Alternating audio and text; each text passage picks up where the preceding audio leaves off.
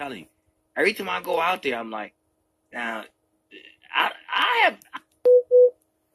have seen a middle school, high school like this in Detroit. This is like Wayne County Community College. I mean, and it's clean, and I mean, definitely the difference in facilities, difference in per pupil spending. I mean, we haven't even gotten into all that. I think Robert said something that's amazing to me. How can the man call kids stupid, but he would never call Betsy DeVos stupid? He would never call Rick Snyder stupid. He would never call Donald Trump stupid when they do stupid things all the time. Why do black kids got to be stupid? And who are these kids? It's like, who are they? Man, let's go to line 2. Marcia, you're on the air. Talk to us. Oh, well, thank you so much, Pastor, for taking my call. Thank you. That salad down at your all store is excellent. It was absolutely delicious. Oh, wow. Thank you. Oh, that was a good, and I got my 2 T-shirts, and I'm just loving it. Thank you. But the salad, I mean, that salad is really, that's a good salad, and I got 3 meals out of it also. Wonderful. It's just great. But, you know, we don't have stupid children. We have stupid adults who can relate to children. Now, they have this is the reason why they don't teach economics in schools. You understand me? Right. You cannot have the largest military in the world and have health care, education, clean water, infrastructure, Social Security, food stamps. You got your priorities wrong. Your math is wrong. You got to look up and see how much of our money in this country goes to military people. Stop being stupid. Now, you got to elect people who are not going to put 60% of the budget into the military. And they telling me, I got 15 locks on the door. I'm not blocking these doors for ISIS to stay out. It's American people who are poverty-stricken that I'm worried about. The crackhead down the street, the heroin addict across the street is going to do me harm. I'm not that worried about ISIS. I don't want to see World War III. Finland, they got every example in the world of good education. Finland is number 1. That's a European country. Do you know in Japan, they do not test children until they are in the 4th grade? They said, we think that manners and learning how to interact with other people and things is more important than testing kindergarten kids. You should they know to look at the Japanese school system. Look at Germany. We are number 43 in math and science in the United States. But you cannot have a good education system when you're the world's largest military in the world. You can't have it. Right. And people got to find out what the heck do you want. Education are the largest military in the world. Thanks, Fred. Thank you. Thank you, Marcia. I appreciate the call. And there's still a couple salads left. Will Special salads. You could have texted me. That's what text message for. I would have brought you a shot. 1-6-400. We could have charged it on the phone, online. 1-16-400 West 7 Mile. Will Special salads. Go by the store, the People's Store. Hey, you can get a T-shirt too. The People's Store T-shirt. And shake Tyson Kelly's hand. Tell him Reverend Bullock sent you. But we're talking about education. Let's get back into it.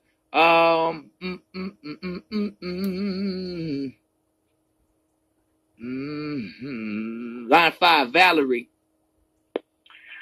Good morning, Reverend. Good morning. I listened to a portion of what Philip said earlier, but I did not hear him say specifically that our children were dumb or stupid. That needs to be addressed. He said what he said was he said in the next segment we're gonna talk about why Michigan's children are still stupid. That's what he said. Okay. And it might have been a joke. It might have been sarcastic. But what I'm saying is, when did we start characterizing children as stupid? When? Okay. Right. Okay. Well, when did that become something that was a joke? And who who are these children? Okay. Well, our children, it's it bothers me because I am an educator, and I thought that my major primary career would be teaching. It did not turn out that it was strictly teaching, always in education. But our children are attempting to learn in the most severe third world substandard conditions that I have ever seen.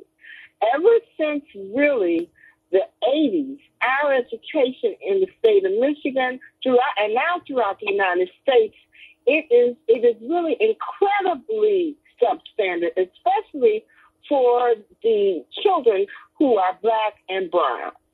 Those kids are thrown into horrific conditions. Now, what I've experienced is that they tore down all the schools. The kids have nowhere to go to school. They don't have facilities to live in. They have not had for generations a stable mother-father situation in the community, in their home life. We're not talking about the first generation. We're talking about 2 and 3 generations of students, of kids whose parents and grandparents did not like school. Right. Did not learn in school. If you don't have electricity, if you don't have heat, if you don't have running water, a lot of the kids in Detroit are homeless. If you don't have somebody that you can go home and talk to, or somebody that even puts their arm around you to say that you love and care about them. And by the way, you as a teacher, you are not supposed to hug the kids either. I ignored that rule. You're not supposed to help the kids? Hug. Oh. You're not supposed to show them any affection. Sexual harassment. Any love. You're not supposed to say, but you can. Everyone can say, you are a great person. You are going to do the best that you can do. You can build up their ego.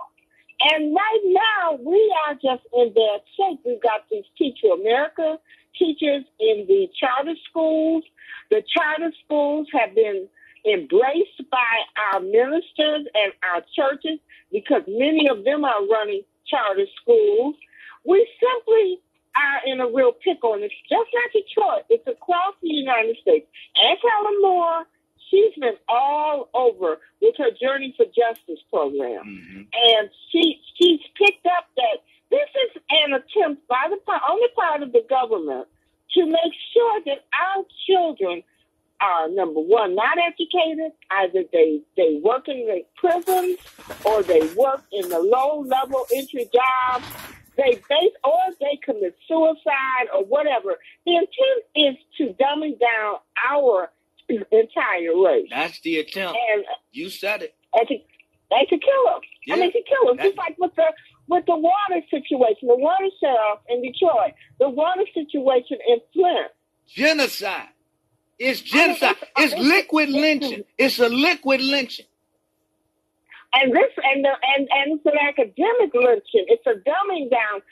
It's not by mistake that our communities look like they do, Reverend Bullock. You cannot look at a single street in Detroit, except maybe in Sherwood Forest or somewhere like that looked like it did back in 1968 or 65 or in the 70s. Yep.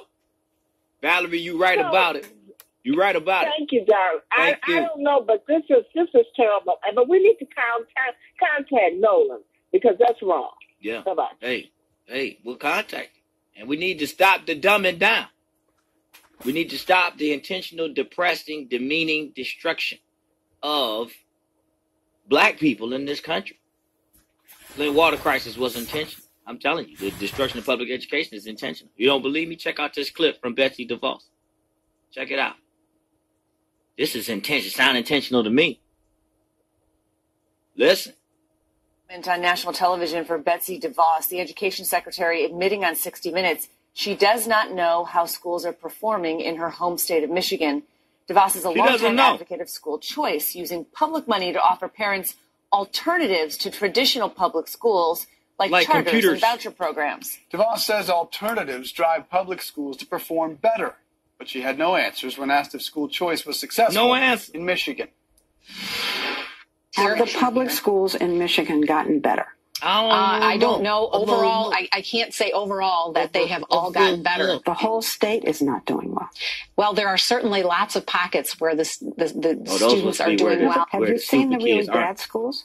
Maybe try to figure out what they're doing. I have not intentionally visited schools that are underperforming. Yes. Maybe you should. Maybe I should. Maybe. Yes. Maybe I should. DeVos did acknowledge public schools in Michigan need to do better. No, you need to do better. You need to do better. Look, I got to take a quick break. We'll be back after this message. Correct.